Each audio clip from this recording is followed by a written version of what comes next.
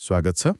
आज हामी अलिकति ब्याङ्किङ क्षेत्रको एउटा महत्त्वपूर्ण कुरा गर्दैछौँ। अनिवार्य नगद मौजदात अनुपात, छोटकरीमा सीआरआर भनिन्छ। यो सीआरआर भन्ने कुरा सुन्दा अलि प्राविधिक सुनिए पनि यो हाम्रो अर्थतन्त्र र ब्याङ्किङ प्रणालीको लागि निकै आधारभूत विषय हो।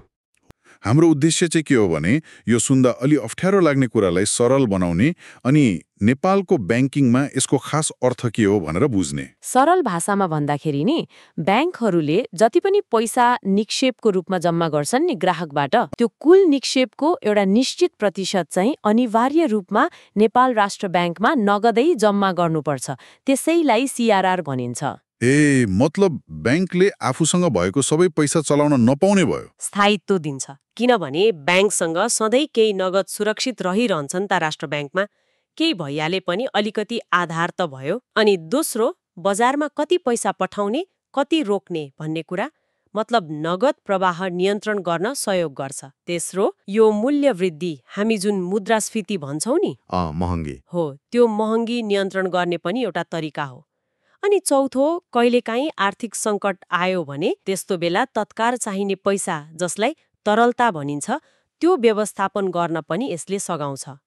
एक किसिमले ब्याङ्कलाई सुरक्षा दिने जस्तो भयो। नेपालमा चाहिँ कस्तो छ यसको व्यवस्था? सबै ब्याङ्कलाई एउटै दर हुन्छ? राष्ट्र ब्याङ्कले ब्याङ्कको प्रकार हेरेर फरक फरक दर तोकेको हुन्छ। जस्तो वाणिज्य ब्याङ्कहरूको लागि अहिले करिब 4% जति छ। तर यो दर फेरि सधैँ एउटै रहँदैन। राष्ट्र ब्याङ्कले समयअनुसार परिवर्तन गर्न सक्छ। अनि विकास ब्याङ्क, फाइनान्स कम्पनीहरू नि? उनीहरूको लागि चाहिँ वाणिज्य ब्याङ्कको भन्दा केही कम हुन्छ। एउटा उदाहरणबाट हेर्दा अझ प्रष्ट होला कि? हुन्छ, हेरौँ न। ल मानौ कुनै एउटा वाणिज्य ब्याङ्कसँग 10 अर्ब रुपियाँ निक्षेप आयो है, अनि सीआरआर चाहिँ 4% छ अरे। भनेपछि त्यो ब्याङ्कले 10 अर्बको 4% कति भयो?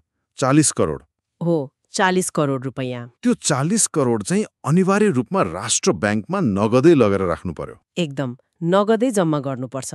एउटा महत्त्वपूर्ण कुरा, त्यो 40 करोड ब्याङ्कले केही गर्न पाउँछ? ऋण दिन वा कतै लगानी गर्न? पाउँदैन। त्यो पैसा चलाउनै मिल्दैन। न ऋण दिन पाइन्छ न कतै लगानी गर्न। त्यो पैसा एक किसिमले फ्रिज भएर बस्छ राष्ट्र ब्याङ्कमा। यो त ठुलै रकम फ्रिज हुने रहेछ।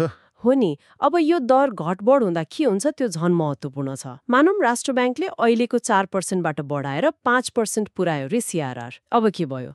ब्याङ्कहरूले निक्षेपको 5% राष्ट्र ब्याङ्कमा राख्नु पर्यो, पहिलेभन्दा बढी। हो, यसको सोझो असर के हुन्छ भने ब्याङ्कहरूसँग ऋण दिनलाई उपलब्ध हुने पैसा घट्छ। पैसा कम भएपछि बजारमा ऋण पाउन अलि गाह्रो हुन सक्छ, ब्याज दर बढ्न सक्छ, अनि मान्छेले खर्च कम गर्छन्, जसले गर्दा त्यो महँगी नियन्त्रणमा अलि सहयोग पुग्छ। मतलब बजारमा पैसा धेरै भएर अर्थतन्त्र तातेको बेला यसलाई अलि चिसो बनाउने उपाय जस्तो। एकदम ब्रेक लगाए जस्तै भयो। अनि उल्टो नि घटायो भने? ठिक उल्टो।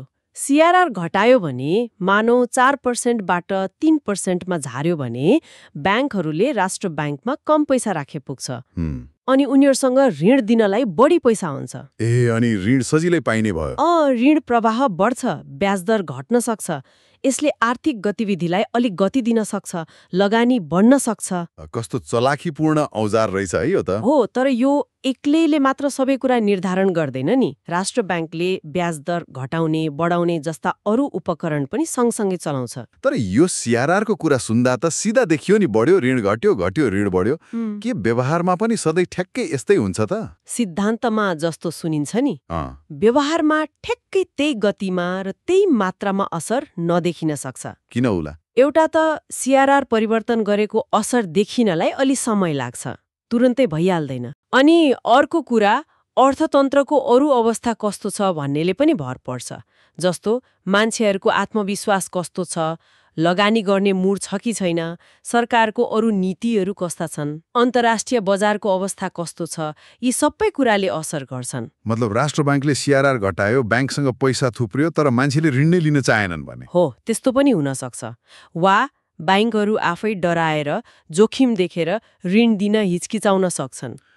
भनेपछि यो जादुको छडी चाहिँ होइन रहेछ? होइन, यो एउटा शक्तिशाली औजार हो, तर अरू धेरै कुराहरूसँग मिलेर मात्रै यसले काम गर्छ। नेपालकै कुरा गर्दा पनि राष्ट्र ब्याङ्कले सीआरआर चलाएर बजारमा पैसा पठाउन खोजेका उदाहरण छन्, तर त्यसको प्रभाव कति पर्यो भन्ने कुरा अरू तत्त्वमा पनि भर पर्यो। भनेपछि एउटा जटिल प्रणालीको भाग रहेछ। सिआरआर आफैमा महत्त्वपूर्ण छ, तर यसको प्रभाव अरू कुराहरूमा पनि निर्भर गर्छ। तर सारमा भन्नुपर्दा यसले बैंकलाई सुरक्षित राख्नेदेखि लिएर बजारमा पैसाको मात्रा अनि मूल्य वृद्धिसम्मलाई असर गर्दो रहेछ।